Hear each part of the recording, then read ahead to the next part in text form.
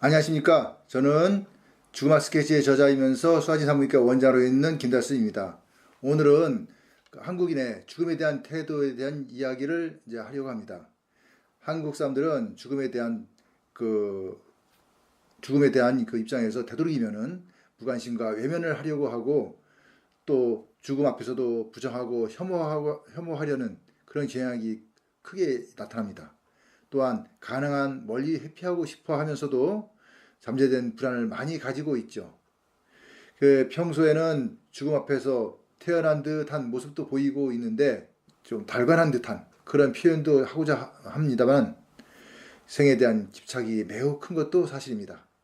이러다 보니까 주위의 체면 앞에서 죽음을 격식과 그 외적인 허례로 그 포장을 하기도 하는데, 이런 경향은 임종 전이나 그 죽은 다음에도 가족들에게 또는 그 주위 사람들에게 계속 이어져서 병실보다는 장례 시장이 더 호화로운 그러한 모습으로 지금 나타나고 있기도 합니다. 그러다 보니 장례에 대한 비용도 많이 증가하게 되고, 불필요한 그런 의식도 하게 되는 것도 우리 여기 장례 시장에서 흔히 볼 수 있는 그런 모습이라고 할 수 있습니다.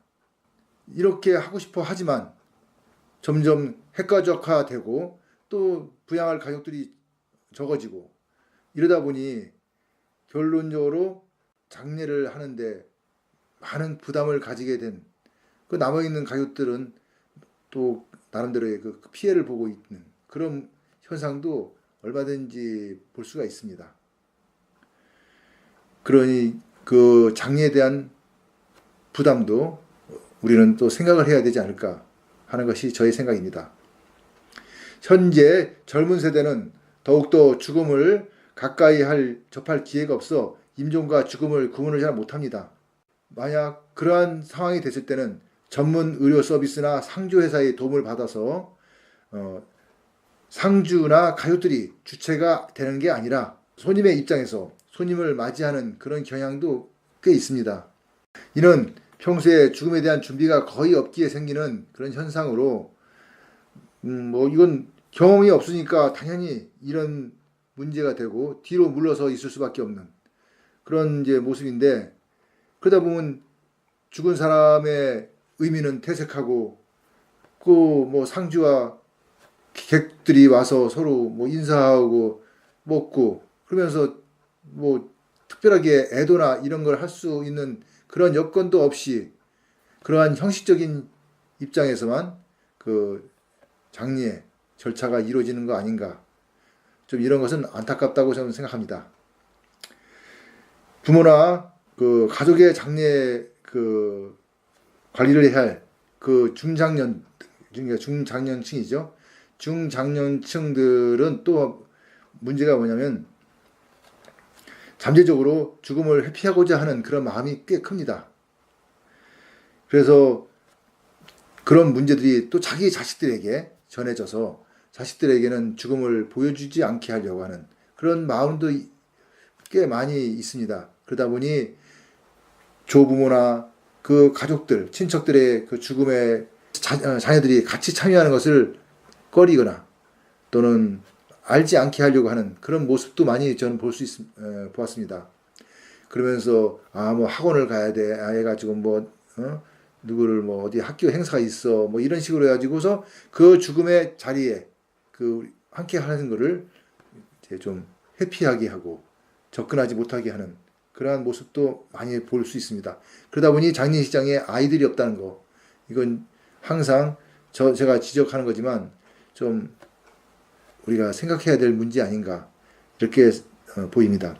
그런데 이런 자녀들이 결국은 죽음을 접하지 않았으니까 훗날 그러한 문제가 어차피 또 닥칠 거 아닙니까? 그걸 닥칠 때 과연 잘 적응해서 아니면 그러한 절차를 잘 관리할 수 있을지에 대해서는 의문이 듭니다. 그러다 보니 그 아이들 또한 점차 죽음을 무서워하고 두려워하고 또는 그 죽음에 대한 이해를 못하니까 어떻게 추모를 해야 되고 어떻게 난가 그런 문제들을 헤쳐나갈지에 대한 막연함밖에 있지 않을까 남지 않을까 하는 그런 것이 저의 걱정이 되기도 합니다.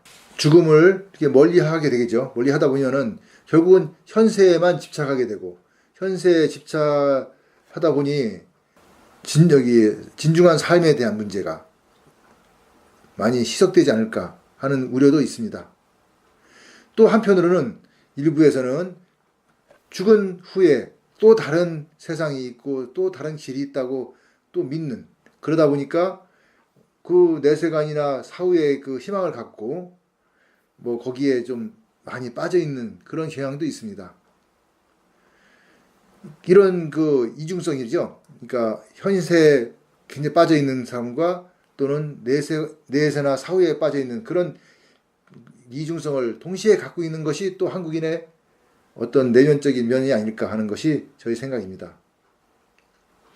이러한 것은 우리 역사적으로 한국인들이 우리나라 사람들이 잦은 전쟁과 변란 또 그 사이에서 눈치 보기로 일관하여 살아왔던 그러한 좀 아픈 역사가 반영된 것이 아닌가.